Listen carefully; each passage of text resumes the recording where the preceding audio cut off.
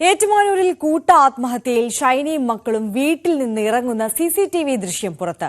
3 പേരും ജീവനൊടുക്കാൻ വീട്ടിൽ നിന്നിറങ്ങി നടക്കുന്നതാണ് ദൃശ്യങ്ങളിലുള്ളത്.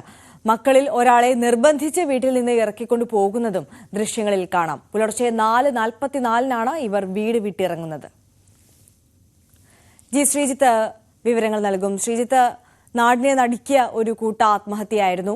അതിൽ ഷൈനി എത്രത്തോളം മാനസിക സമ്മർദ്ദം അനുഭവിച്ചത് കൊണ്ടാണ് ആ ഒരു ആത്മഹത്യ ചെയ്യാമെന്നുള്ള ഒരു കടുത്ത തീരുമാനത്തിലേക്ക് പോയത് എന്നുള്ളത് ഷൈനിയുടെ തന്നെ ശബ്ദ സന്ദേശം ന്യൂസ് 18 കഴിഞ്ഞ ദിവസം പുറത്തുവിട്ടതുമാണ്. ഇപ്പോൾ ഇതാ ഇവർ ആത്മഹത്യയിലേക്ക് നടന്നു നീങ്ങുന്നതിന്റെ ദൃശ്യങ്ങളാണ് പുറത്തു വന്നിട്ടുള്ളത്. വിവരങ്ങൾ.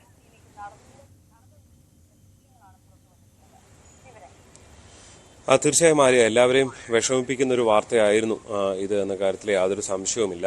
എന്തായാലും ഈ സംഭവത്തിലേക്ക്, ഈ ഒരു ആത്മഹത്യയിലേക്ക് ഷൈനിയും ഈ 2 മക്കളും പോകുന്നതിന്റെ ആ അവസാന സമയത്തുള്ള ദൃശ്യങ്ങളാണ് ഇന്നിപ്പോൾ പുറത്തു വന്നിരിക്കുന്നത്. പ്രത്യേകിച്ച് ഒരു മകളെ നിർബന്ധപൂർവമാണ് കൊണ്ടുപോകുന്നതെന്നും അല്പം മാറി നിൽക്കുന്നുണ്ട് ഗേറ്റിന് പുറത്തേക്ക് ഇറങ്ങാനൊക്കെ, പക്ഷേ അല്പം നിർബന്ധപൂർവ്വം കൊണ്ടുപോകുന്നു എന്ന് നമുക്ക് കാണാൻ സാധിക്കുന്നുണ്ട്. അതായത് ഈ വീട്ടിലുണ്ടാകുന്ന മാനസിക സമ്മർദ്ദങ്ങളുടെ പേരിലാണ് ഈ ഒരു ആത്മഹത്യയിലേക്ക്, പ്രത്യേകിച്ച് ഭർത്താവ് നോബിയുടെ ഭാഗത്തു നിന്നുണ്ടായ അതിഗുരുതരമായ സാമ്പത്തികമായും അല്ലാതെയും ശാരീരികമായും മാനസികമായും ഒക്കെ ഉണ്ടായിട്ടുള്ള ഒരു പീഡനമാണ് ഷൈനിയെ ഇങ്ങനൊരു ആത്മഹത്യയിലേക്ക് നയിച്ചത് എന്നുള്ളതാണ് ഇതിനകം വ്യക്തമായിട്ടുള്ള കാര്യമാണ്.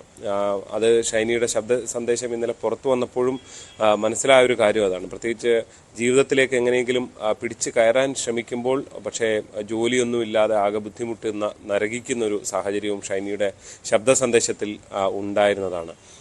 എന്തായാലും പോലീസ് അന്വേഷണം തുടരുകയാണ്. ഗാർഹിക പീഡനം അടക്കമുള്ള വകുപ്പുകളും ഇതിനകം തന്നെ ചുമത്തിയിട്ടുണ്ട്. നോബി റിമാൻഡിലാണ് ഇപ്പോൾ കഴിയുന്നത്.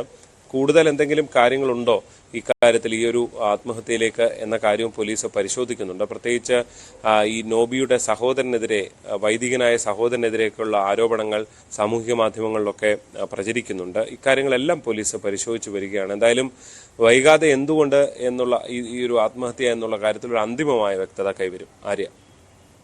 തീർച്ചയായും. ശ്രീജിത്താണ് കോട്ടയത്ത് നിന്ന് വിവരങ്ങൾ നൽകിയത്.